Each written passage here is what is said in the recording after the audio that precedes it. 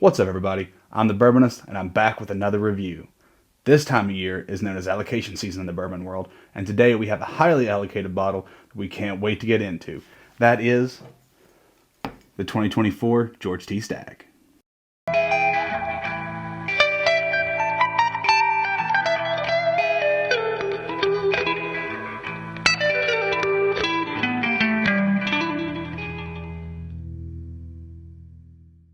So the George T. Stagg for this year comes in at just over 15 years, as they normally do, at 136.1 proof.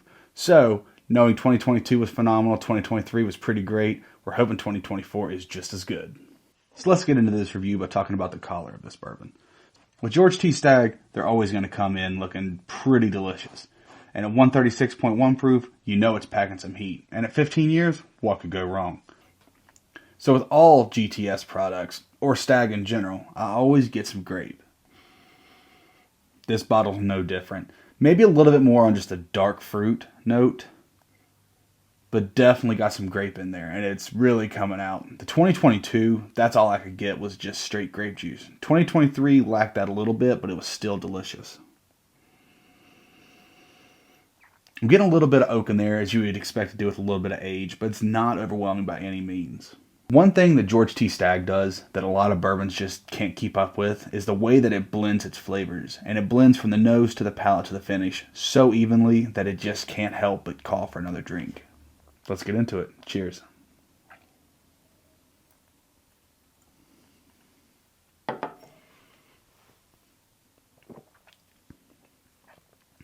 So immediately on the palate, you can't help but notice a wonderful mouthfeel. It encompasses the entire palate. Everything gets a little bit of flavor to it. Right off the bat, more of that dark fruit note. Like I said, I don't want to call it a grape or anything like that, but it's kind of just that general fruity sweetness. It might settle in a little bit. There's an oak presence. It's not overwhelming by any means, but it does provide a little bit of spice right at the back of the palate. Again, that fruit's really starting to come alive now. With these GTSs, that's generally where I stay on the palate, is some oak, some vanilla, and tons of fruit. More spice, more heat, more fruity sweetness. I'm not getting anything crazy distinguishable outside of that fruity flavor. Like I said, the traditional notes are there, and they're wonderful. Don't get me wrong. It's a very, very good bourbon. But for something like this, I would like to see a little bit more complexity as far as it evolves. It's evolving to some generalized heat. It's not necessarily evolving into caramel sweetness or oak spice. It's kind of there on the palate, and what you get right up front is what you get. I'm enjoying it, and I definitely love this bottle. But nowadays in the secondary market, this bottle's easily coming in anywhere from $500 to $800.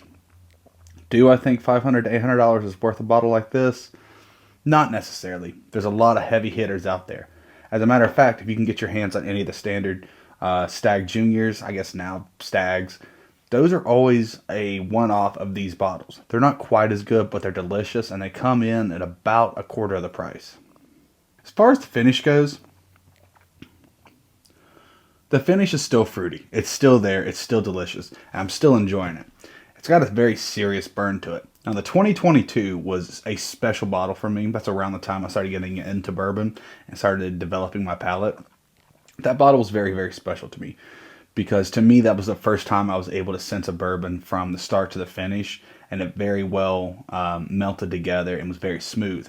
This, on the other hand, it's kind of saving everything for the end. The nose is great. Don't get me wrong. It's fantastic.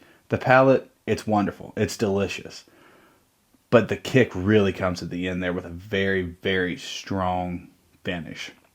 The 2022 didn't necessarily have that. The 2023 lacked a little bit in flavor, but it made up for it with a very well transitioned palate to finish. If you can get this at MSRP, absolutely, all day, no question. But how often do you really get a George T. Stagg at MSRP unless you're at some type of bourbon day? So one last little sip, got to get it all. It is a BTAC.